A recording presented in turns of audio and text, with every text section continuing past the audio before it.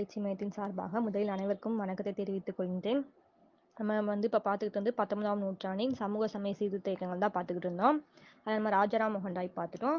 இப்போ நம்ம பார்க்க போகிறது இந்த வீடியோவில் தேவேந்திரநாத் தாகூரும் கேசவ் சந்திர சென் பார்க்க போகிறோம். ஏன்னா அந்த லெசனில் இருக்க ஒவ்வொரு ஆளுமையுமே நமக்கு ரொம்ப ரொம்ப முக்கியம். அதனால் நம்ம சின்னதாகவே பார்த்துட்டு போகலாம்.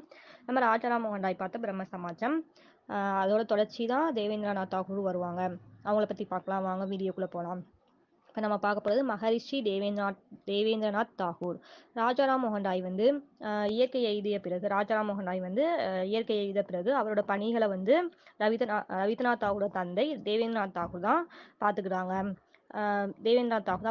இவர் முக்கியமான 4 கொள்கைகளை முன்வைத்திருப்பார். இதுதான் அந்த ஃபர்ஸ்ட் பேரால இருக்குது. இந்த ராஜாராம் மோகன் ராய் எப்போ இயற்கை எழுதினான 1833 இயற்கை எழுதிய பிறகு அவர் விட்டு சென்ற பணிகள் யார் தான் பார்த்துட்டு இருக்காரு? நம்ம தேவேந்திரநாத் தாகூர் தான் பார்த்துட்டு இருக்காங்க. இந்த தேவேந்திரநாத் தாகூர் யாருன்னு பார்த்தோம்னா நம்ம ரவீந்திரநாத் தாகூர் பார்ப்போம்ல, அவங்களோட அப்பா தான் தேவேந்திரநாத் தாகூர். இவர் முக்கியமான 4 கொள்கைகளை வெளியிட்டார். அந்த 4 கொள்கையை ஒவ்வொன்றா பார்க்கலாம். ஃபர்ஸ்ட் கொள்கை என்னன்னு பார்த்தோம்னா, தொடக்கத்தில் எதுவும் இல்லை, எல்லாம் வல்ல ஒரு கடவுள் மட்டுமே உள்ளார், அவரே உலகத்தை படைத்தார். இந்த 4 கொள்கைகள் ரொம்ப முக்கியம். இல்லை ஏதாவது ஒன்று மாற்றி கொடுத்துட்டு கூட மாறுபட்டது எது அப்படின்னு கேட்கலாம். ஃபர்ஸ்ட் என்ன சொன்னாங்க? தொடக்கத்துல எதுவுமே இல்லை, எல்லாம் வல்ல ஒரு கடவுள் மட்டுமே உள்ளார், அவரே உலகத்தை படைத்தார். இதான் ஃபர்ஸ்ட் கொள்கை. செகண்ட் கொள்கை என்னன்னு பார்த்தோம்னா, அவர் ஒருவரே உண்மையின் எல்லையற்ற ஞானத்தின் நற்பண்பின் சக்தியின் கடவுள் ஆவார், அவரே நிலையானவர், எங்கும் நிறைந்திருப்பவர், அவருக்கு இணை யாரும் இல்லை. என்ன சொன்னாங்க? அவர் ஒருவரே உண்மையின் எல்லையற்ற ஞானத்தின் நற்பண்பின் சக்தியின் கடவுள்னு சொல்றாங்க.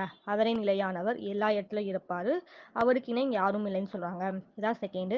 தேர்ட் கொள்கை என்னன்னு பார்த்தோம்னா, நம்முடைய வீடு பேரு இப்பிறவியிலும் அடுத்த பிறவிலும் அவரை நம்புவரையும் அவரை வணங்குவதையும் சார்ந்துள்ளது. நம்மளோட வீடு பேர் இந்த பிறப்பா இருந்தாலும் சரி, அடுத்த பிறவியிலையும் அவரை நம்புவரையும் அவரை வணங்குவதையும் தான் சார்ந்திருக்குன்னு சொல்றாங்க. ஃபோர்த்து என்ன சொல்றாங்க? அவரை நம்புவது என்பது அவரை நேசிப்பதிலும் அவரை விருப்பத்தை செயல்படுத்துவதிலும் அடங்கியுள்ளது.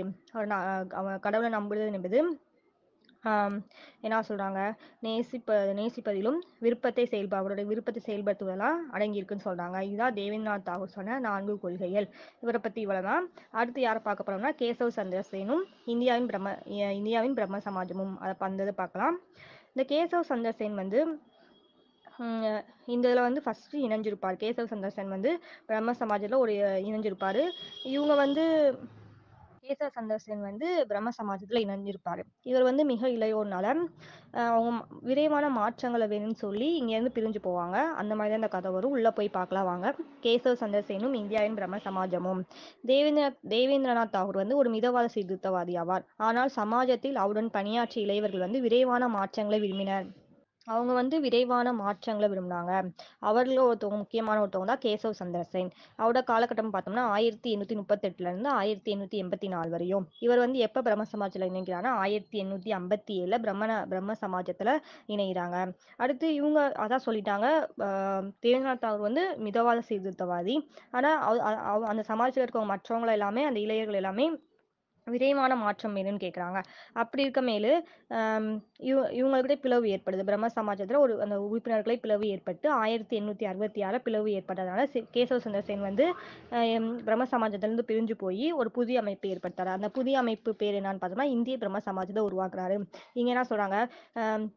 தேவேந்திரநாத் தாகூர் மிதவாத சீர்திருத்தவாதி.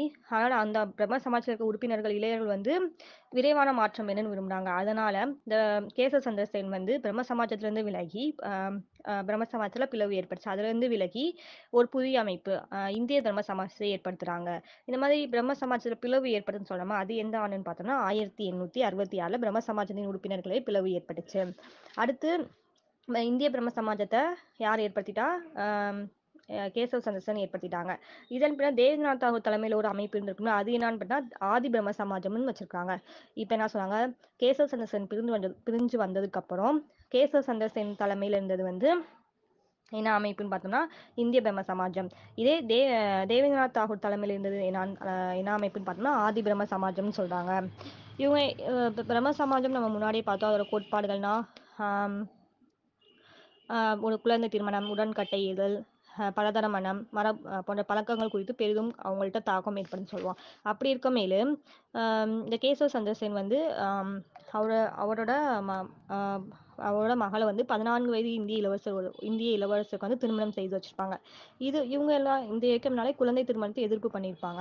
இப்படி இருக்கமேலு அந்த கேசவ சந்திரசேன் வந்து தன்னோட 14 வயது மகள வந்து இந்திய இளவரசரோட திருமணம் செய்து கொடுத்தனால அந்த இந்திய பிரம்ம சமாஜம், ஏன்னா கேசவ சந்திரசேன் தலைமையில இருக்க இந்திய பிரம்ம சமாஜம் தான்.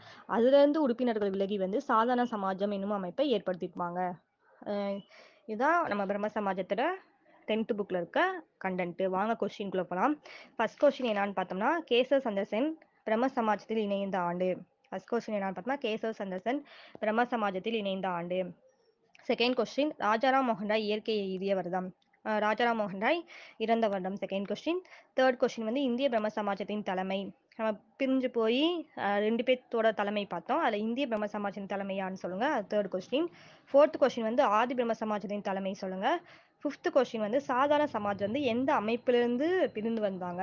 அதாவது சாதாரண சமாஜம் வந்து ஒரு அமைப்புல இருந்து பிரிஞ்சு வந்தாங்களே, எந்த அமைப்புல இருந்து பிரிந்து வந்தாங்கன்னு சொல்லுங்க. தேங்க்யூ. அடுத்த வீடியோவில் பார்க்கலாம்.